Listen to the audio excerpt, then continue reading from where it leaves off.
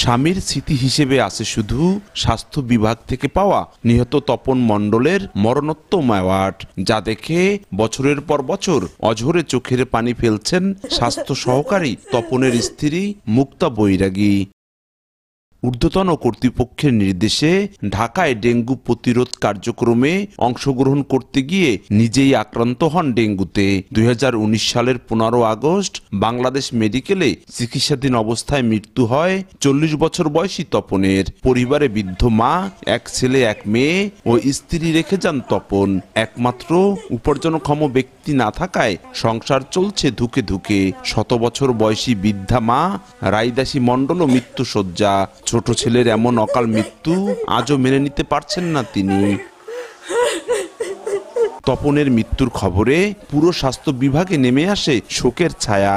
সান্ত্বনা দিতে নিহতের বাড়িতে ছুটে আসেন তৎকালীন স্বাস্থ্যমন্ত্রী জাহিদ মালেক, মাদারীপুর 2 আসনের সাবেক সংসদ সদস্য শাহজাহান খান, জেলা প্রশাসক, সিভিল সার্জন সহ স্বাস্থ্য বিভাগের ঊর্ধ্বতন কর্মকর্তারা। তাদের পক্ষ থেকে আশ্বাস দেয়া হয় যোগ্যতা অনুযায়ী তপনের স্ত্রীকে দেয়া হবে চাকুরি। পরে শিক্ষাগত যোগ্যতার কাগজপত্র নিয়ে কয়েক দফা মন্ত্রণালয়ে ডাকা হলেও চাকুরি পাননি তপনের স্ত্রী। আর 5 বছরের বেশি সময় ধরে অসহায় পরিবারটির কোনো খবরই নেয়নি কেউ। বলছে আমার একটা চাকরি দিবে, আমার যোগ্যতা অনুসারে আমি মাস্টার্স কমপ্লিট করে আমি যোগ্যতা অনুসারে আমার একটা যে কোনো একটা সরকারি চাকরি দিবে, এটা আমার বলছিল।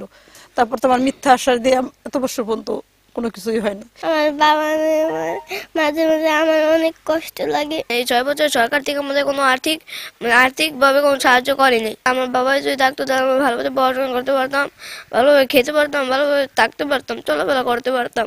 সরকারি দায়িত্ব পালন করতে গিয়ে এমন মৃত্যুতে হতবাক প্রতিবেশীও। নিহত তপনের পরিবারের পাশে দাঁড়ানোর অনুরোধ এলাকাবাসীর।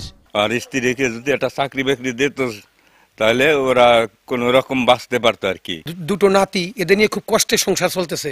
মন্ত্রী মহাশয় চাকরি দেবে বলে কথা আশ্বাস দিয়েছিল, চাকরি দেয় নাই। এদিকে খোঁজ খবর নিয়ে অসহায় পরিবারটির পাশে থাকার আশ্বাস উপজেলা প্রশাসন ও স্বাস্থ্য বিভাগের। আমি দেখছি যে আসলে কি মাঝখানে এতদিন কি হয়েছিল, কেন ওনারা কোনো সাহায্য কিংবা পান নাই, এখানে কোনো আইনি জটিলতা ছিল কিনা। তারা যেন আমাদের সাথে এই বিষয়ে তাদের কাগজপত্র ইত্যাদি আমাদের কাছে জমা দেন, আমাদের মতো জমা দেন। আমরা আমাদের পক্ষ থেকে, স্বাস্থ্য বিভাগের পক্ষ থেকে আমাদের যতটুকু করণীয় সাহায্য সুযোগ, কর্মসংস্থানের সুযোগ পেলে তাদের সেভাবে আমরা চেষ্টা করব তাদেরকে সাহায্য করার জন্য। স্বাস্থ্য ও পরিবার পরিকল্পনা অধিদপ্তরের ডিজি অফিসের নির্দেশে ডেঙ্গু প্রতিরোধ কার্যক্রমের অংশ হিসেবে সেবা দিতে যান মাদারীপুর সদর উপজেলা স্বাস্থ্য ও পরিবার পরিকল্পনা কর্মকর্তার কার্যালয়ের স্বাস্থ্য সহকারী তপন কুমার মণ্ডল।